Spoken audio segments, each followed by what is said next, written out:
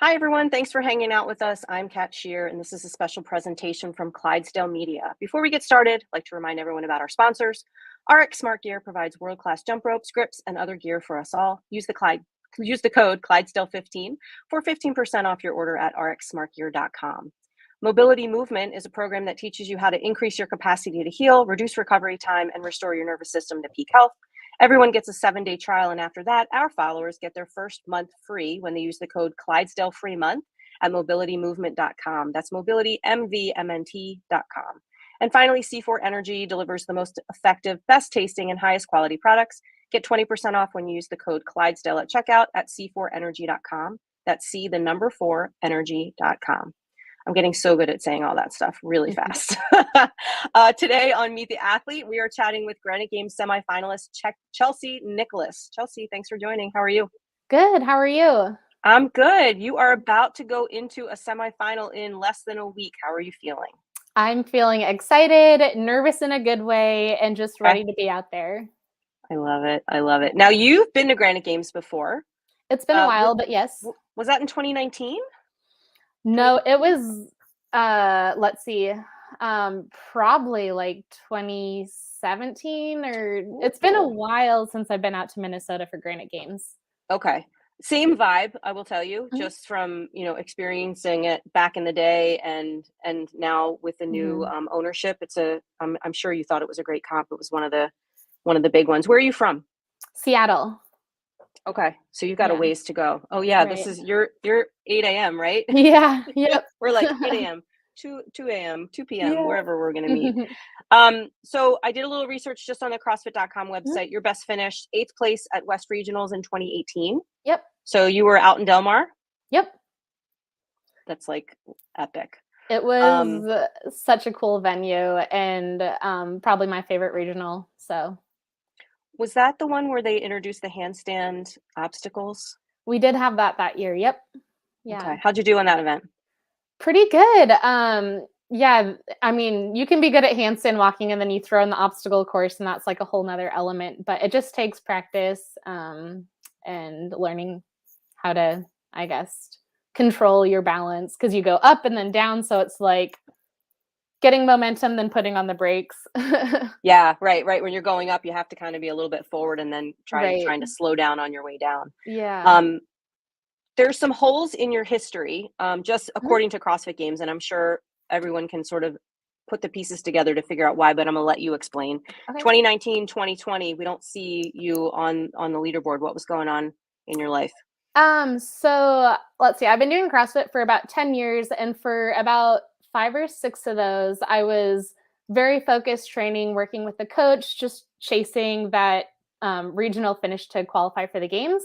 And then in 2018, I finished 8th, and shortly after that, they got rid of regionals. Right. And at that time, I also lost my coach. She left the company I was on contract with, and it was just kind of like I had no upcoming competitions. She was leaving, and I couldn't stay with her after 5 or 6 years. So I decided to kind of put the brakes on a little bit and do some other things with my fitness. So I tried some other things. I did like some biking. I was still doing CrossFit, but mostly just kind of for fun. And then about a year later, I joined a super team with Elijah Muhammad, Kelly Clark, and Connor Schmidt. And we started training together. We're kind of all over the country, but we would meet up for training camps. And we had a couple of sanctionals on our calendar. And we flew out to Montreal for Atlas Games in 2020. And I know where this is going. Yeah. So we got to the athlete briefing. And of course, the pandemic really hit and they basically canceled the competition. We had also planned on doing Can West Games. And of course, that was canceled as well. And then after that, they got rid of the path for super teams to the games. So around that time, like the pandemic was going on and I was training as much as I could at home, but again, with nothing on the calendar. And then an old local friend who owns a gym near where I live reached out and asked if I wanted to come check out his gym because he knew I was working remote and lived close by. So that's Cody Looney. And I went to his gym, CrossFit Advantage, and he runs the Bergener strength courses and he's very into weightlifting. So Okay. he got me into Olympic lifting. And for that a year or so, I was very focused on Olympic lifting. I went to nationals last year. And that performance actually qualified me for nationals this year, which I plan to do in a month or so in Vegas. Oh, cool.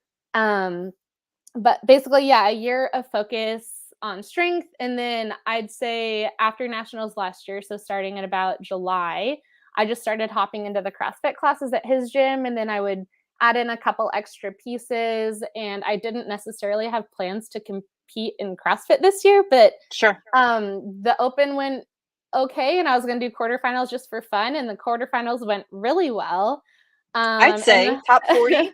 yeah, and I find myself first going to semifinals, and now the last like month, ever since I found out I was going, trainings have been very focused and more volume, and just getting fine tuned and prepped for that. And I almost feel like doing enough to maintain my fitness and giving my body a little bit of a break has helped me with recovery and just be ready to. I mean, I've been PRing things constantly, which is kind of crazy after doing CrossFit for 10 years. So I'd say it Yeah. did more good than harm. That's really good. How does it sort of feed your soul to know that you're going to be back on the competition floor after such a Yeah. long hiatus? Yeah, honestly, when I competed at regionals in 2018, I assumed I'd be at regionals 2019, and just like Sure. I was getting a little better each year and getting so close to the games. And then I didn't realize that might be my last competition at that level. I did do Wadapalooza after that, so I would say that was my last big competition. And again, when I was competing, I didn't know it might be my last opportunity to compete at that level. So Right. this kind of means the world to me, just like that well, may or may not be my last opportunity, but an opportunity I didn't necessarily see coming. Mhm. And training just feels different because I've been having so much fun with it, and there's no pressure really. And I feel like it kind of changes my outlook and what drives me. And I don't know, I've just never had so much fun training before. That's great. And are you sort of going into this competition to like not taking it for granted and maybe thinking that this could also be your last competition? I I mean, not mean, you just obviously you don't have a crystal ball, but right. You never know. Just the sport's changing so fast. I feel like the structure of the path to the games changes every year. What the games looks like has changed every year, and it's kind of been hard for me to keep that motivation. Um, so for now, yeah, I mean, my why is just like doing amazing things and having fun and being strong and building confidence and just doing my thing. yeah, I like that. Let's talk a little bit about your outside gym life. Mhm. You're a structural engineer, Yeah. and then the So word aerospace is in your Instagram yes. profile, so you can explain that to us as Okay, well. yeah.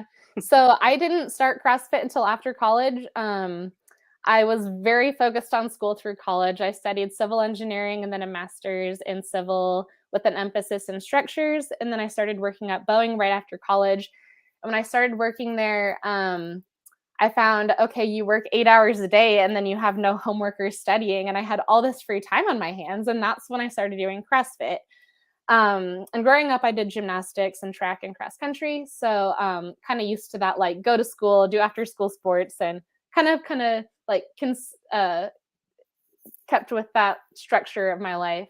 So yeah, I have an office job, which since 2020 has been remote, which also I think has helped a ton with my recovery, not having to commute, getting more sleep, and just a more flexible work life. And then yeah, then I go train, and training's always been like my hobby, what I do for me, what I do for fun because I love it.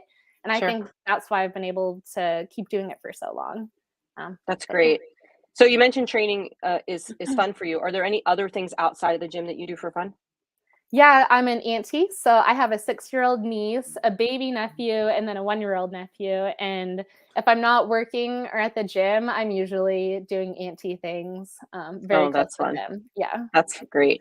Yeah. Um, I presume that you watched semis this weekend. You had a chance to take a look at the competition. Any takeaways from the weekend? Mostly just watched the leaderboard and kind of some lesson learned types things. And as always, I mean, it's very humbling. Like people are doing incredible things, and more people are getting stronger and stronger every year.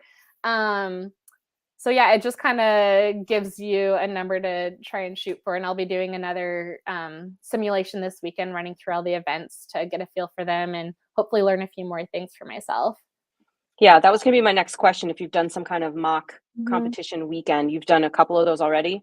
Last weekend we only knew 2 events, so I did the 2 that I knew, and then we made up some other, semifinal type events to kinda run Mhm. through and get the feel of, like, how to warm up, how to, fuel between events, how to recover, and what that sort of volume at that intensity would feel like. So we did that last weekend with a few people from my gym. It was like a Train with Chelsea training camp, and it was super fun. And this I love it. weekend, we know all the events. So I'm gonna try and I don't know the order of them, but we're gonna guess at it. And we know a tentative schedule, so we're gonna try and hit the events each or 2 events each day, kind of spaced like we think they will be next weekend. Yeah, so the 2 that you've known about a while, Mhm. the complex and the legless rope climb, Yeah. does one favor you more than the other? I know everyone's either usually like an engine person or a barbell Mhm. person. It sounds like you've got a little bit of both being into Olympic lifting recently. Does Yeah. one sort of strike your fancy more than the other? I mean, I definitely think the lifting complex will be one of my better events. Okay. I've always been like a stronger athlete, but I also feel like I'm one of those people who's not gonna be the best at anything, but I'm pretty good at like, I don't have any big holes really, Mhm. so that's kind of what's helped me succeed in the past. So yeah, I mean, definitely the you can win an event without winning an event, right? right. You can win a weekend and Yes. not have any event wins. So Yeah. that's actually a good point. You can be more well-rounded, Mhm. and have a good time with it. Your training evolution over the course of, this 10 years, we talk a Mhm. lot about how athletes have discovered this sort of lack of volume but increased intensity type Mhm. thing where you're not just hammering yourself workout after workout.